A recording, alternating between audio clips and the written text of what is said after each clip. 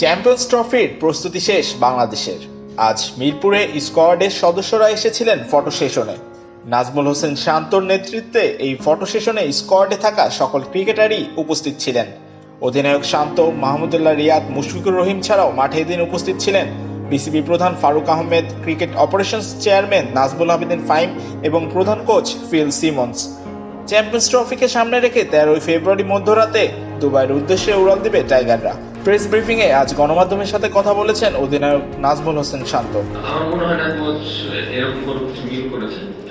Format wise অবশ্যই একটু তো ডিফারেন্স থাকে, বাট আমার মনে হয় যেভাবে স্পেশালি ব্যাটসম্যানরা খেলেছে এই টুর্নামেন্টটা, উইকেটটা ভালো ছিল। আমরা যে কন্ডিশনে খেলবো আশা করছি যে এর থেকে হয়তো বেটার উইকেট থাকবে। সো ব্যাটাররা ভালো প্রিপারেশন নিয়েছে। এখন লম্বা সময় মাঠে থাকাটাই ইম্পর্টেন্ট। কিভাবে যে 50, 60, 70 যে ব্যাটসম্যানরা রান করছে এটা কিভাবে 100, 130 করতে পারে এটা ইম্পর্টেন্ট। সো ওটার জন্য ম্যাচ সিনারিওগুলো হচ্ছে, একটা প্র্যাকটিস ম্যাচ আছে।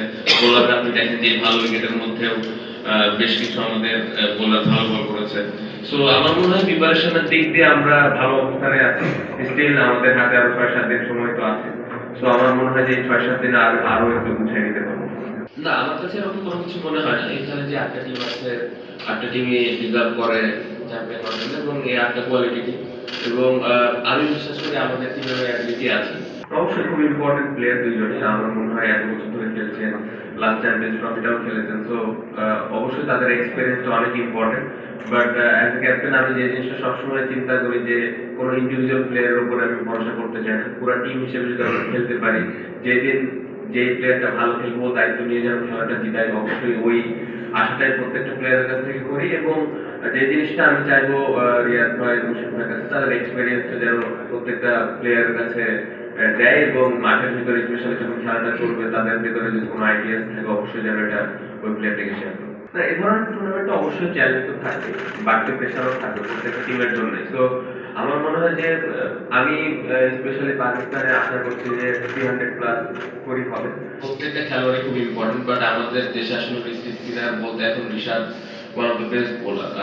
যদিও আমরা অনেক সময় স্ট্র্যাটে চলে যাই, বাট আমাদের হাতে ওইরকম কিন্তু অপশন নেই। বাট রিসেন্টলি ও টি20 ফরম্যাটটা যেভাবে খেলছে, ইভেন এই জিপিএলে যদি দেখেন ও 2-3টা ম্যাচ আমার মনে হয় একাই জিতাইছে। খুবই ভালো বোলিং এবং পাশাপাশি ব্যাটিং। না, যে 15 জন ক্রিকেটার এই স্কোয়াডে আছে, আমি 15 জনকে নিয়ে খুবই খুশি এবং আমি কনফিডেন্ট যে এই 15 জনের ভিতরে যেই খেলবে সে মানে একা হাতে ম্যাচ জিতাইতে পারে, ওই অ্যাবিলিটি সবার আছে। সো আমি কোয়াইট হ্যাপি যে স্কোয়াডটা আমাদের আছে। তো অবশ্যই এটা খুব ইম্পর্টেন্ট। আমার মনে হয় যে স্পেশালি মিডল ওভারে যদি আমরা উইকেট নিতে পারি, স্পেশালি স্পিনার যেই খেলবে, উইকেট যদি আমরা বের করতে পারি অবশ্যই টিমের জন্য খুব ভালো। এবং আমি বিশ্বাস করি যে তাদের মধ্যে অ্যাবিলিটিটুকু আছে।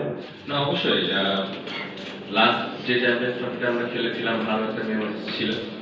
সেম টাইম খেলেছিলাম, অবশ্যই এটা বাড়তি একটা অনুপ্রেরণা দিবে আমাদের।